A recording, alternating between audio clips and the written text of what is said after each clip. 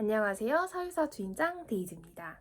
애서가들을 위한 제품을 판매하는 사유사 주인장으로서 올해 책 결산을 빠뜨릴 수는 없을 것 같은데요.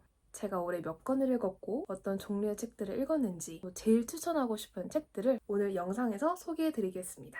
우선 시작 전 짧게 유의사항. 저는 남들의 올해 책을 샀다가 안 읽은 책들이 수두룩합니다. 책은 드라마, 영화, 이상형처럼 수만 가지의 취향이 있는 것 같아요. 누군가는 블록버스터 영화를 좋아할 테고 또 누군가는 독립영화 스타일을 또 좋아할 테고요. 그래서 이렇게도 독서할 수 있구나, 이런 책들이 있구나, 그런 가벼운 마음으로 아이 쇼핑한다는 마음으로 즐겨주시면 좋겠습니다.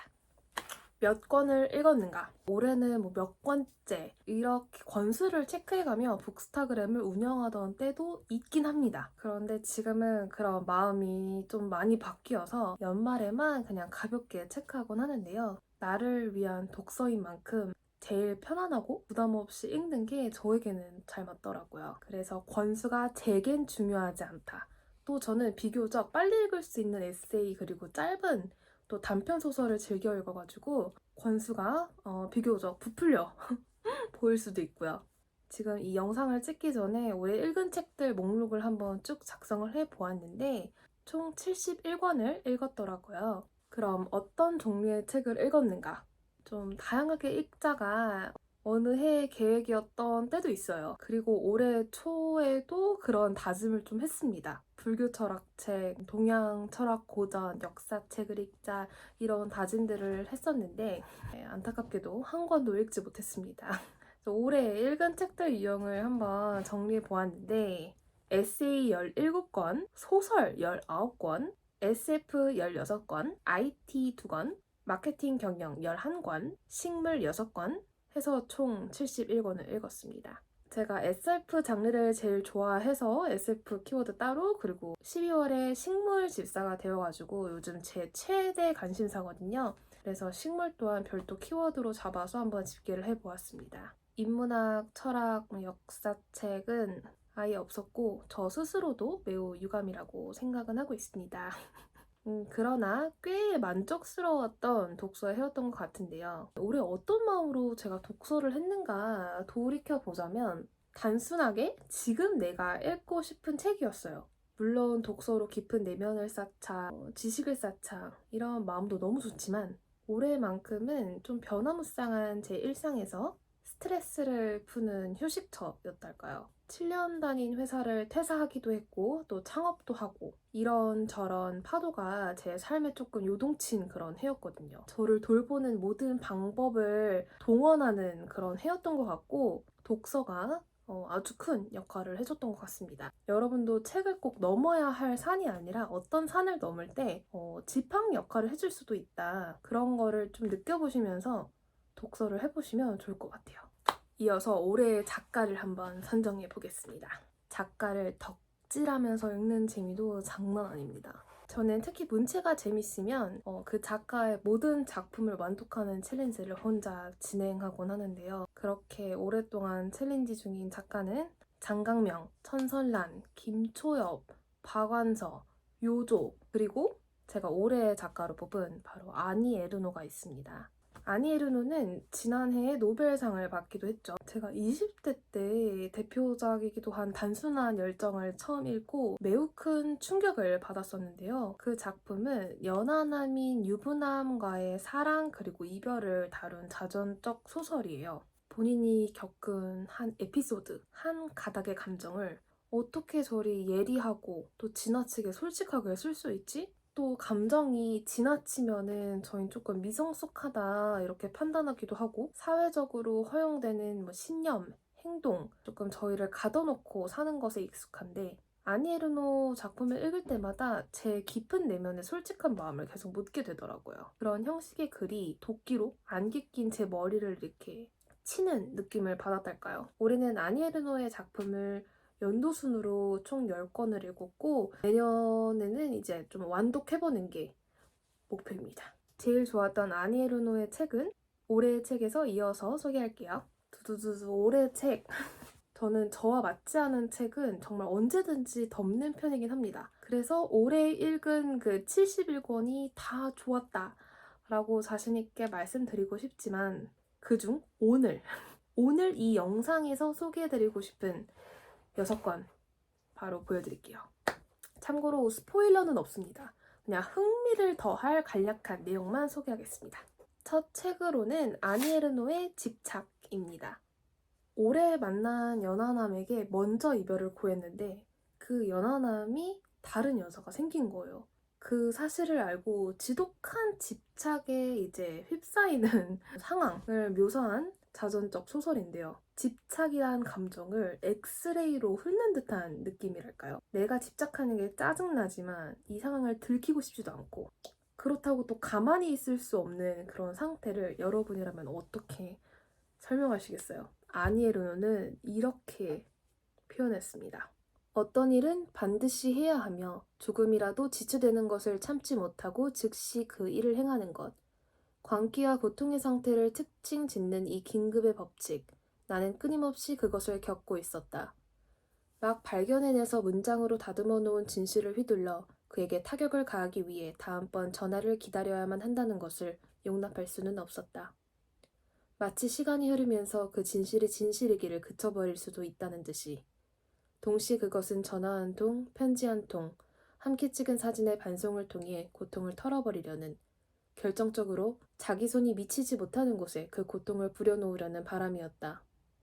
하지만 늘 마음 깊은 곳에는 그 시도가 실패하기를 바라는 욕망, 이제 세상에 의미를 부여하고 있는 그 고통을 간직하려는 욕망, 그 모든 행위의 진정한 궁극적인 목표는 그가 반응하게 만듦으로써 고통스러운 관계를 유지하는 것이었으니까.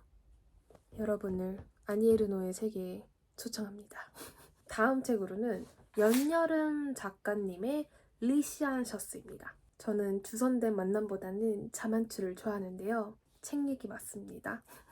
우연히 멋진 책을 만나겠어 하는 마음으로 그냥 서점을 돌아다니면서 책을 쇼핑하는 걸 매우 좋아합니다. 타인의 평가에 휘둘릴 일도 없고 스포일러를 당할 일도 없으니까요. 그리고 리시안셔스가 바로 그런 책입니다. 여러분은 안타깝게도 결국 제 추천을 받은 책이 될 텐데요. 이 책은 총 9편으로 이루어진 SF 소설집입니다. 다 미치도록 좋지만 그중 3편을 스포일러 없이 간략하게 소개해드리자면 첫 작품으로 리시안셔스는 대오염으로 지구가 황폐해졌어요. 인류 존재에 조금 이바지하는 탁월한 지능과 재능을 가진 사람들은 등록인간이라고 불리며 인공 조직으로 삶을 계속 연장시킬 수가 있어요. 미등록 인간이면 이제 병을 앓다가 빨리 죽음을 맞이할 수밖에 없는 세계입니다. 그리고 미등록 인간이 삶을 연장시킬 수 있는 거의 유일한 방법은 바로 등록 인간의 반려인간이 되는 것인데요. 재밌겠죠? 반려동물처럼 사람의 반려인간이 된다? 그런 아주 독특한 이제 아이디어로 전개되는 소설입니다. 또 좀비 보호구역이라는 작품이 있는데 좀비 사태가 벌어진 시대입니다. 그래서 주인공은 정부로부터 코인을 배급받아서 생활을 하는데요. 아이스 아메리카노를 마시고 싶은데 코인으로 사기에는 밥도 쫄쫄 굶어야 되는 상황입니다. 그런데 치료를 통해서 다시 인간으로 돌아온 몸은 초록색인 엑스 좀비들의 임상 실험에 조금 참여를 하면 아아를 마실 수 있는 거예요. 그래서 아아를 위해 우리의 주인공은 이 위험한 실험에 참여하게 됩니다. 엑스 좀비와 아아 때문에 웃으면서 읽은 기억이 나는 작품이고요. 또 오프 더 레코드라는 작품이 있는데요. 저는 개인적으로 이 작품이 제일 좋았어요. 화자는 바텐더인데요. 어떤 손님을 유심히 봤는데 작년에는 둘이 왔었는데 올해는 홀로 오신 거예요. 홀로 온 그 손님이 쉐이프 시프터, 죽은 자의 얼굴로 살아가는 이들에 대한 이야기를 꺼내요. 쉐이프 시프터는 이제 몸과 얼굴이 없는 존재인데 막 죽은 사람의 이제 모습으로 살아갈 수 있는 거죠. 그리고 그 들려준 이야기의 주인공이 본인의 이제 죽은 애인의 얼굴을 한 쉐이프 시프터를 우연히 만나게 돼요. 그리고 펼쳐지는 에피소드. 좀 눈물을 머금으면서 읽었던 소설인 것 같아요. 네, 정말 이 모든 소설들이 다 재밌는데 이 책을 읽는 또 묘미는 성별 중립 대명사를 쓰고 장애 대신 장애, 부모 대신 보호자 이렇게 사회의 약자를 배제하지 않는 그런 어휘들을 쓰는 멋진 소설집이기도 합니다. 매우 추천드리고요. 다음으로는 수학자 닐 셔스터만의 작품인데요. 총 3권으로 이루어진 아주 장편의 소설인데 이 수학자들은 첫 번째 책 제목입니다.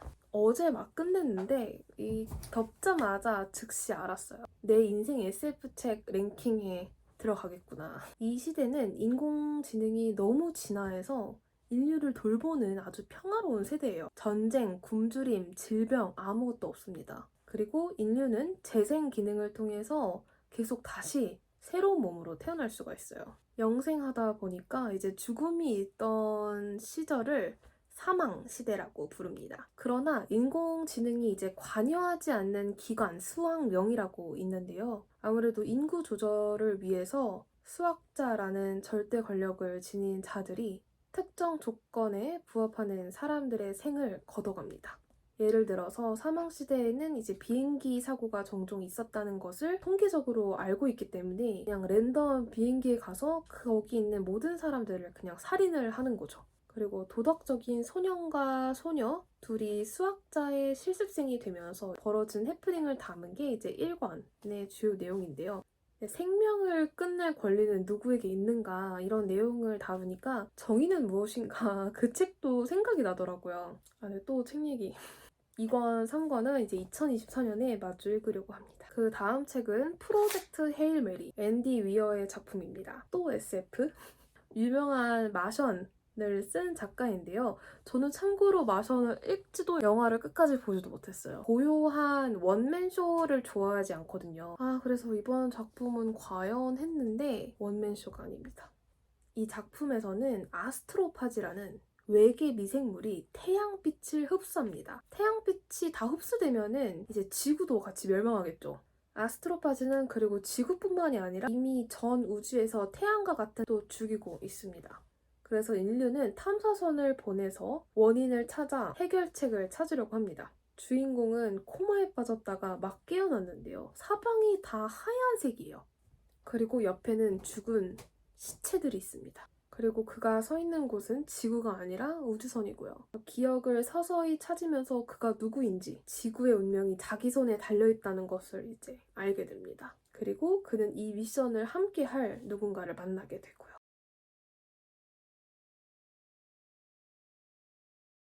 벽돌 두께의 소설입니다.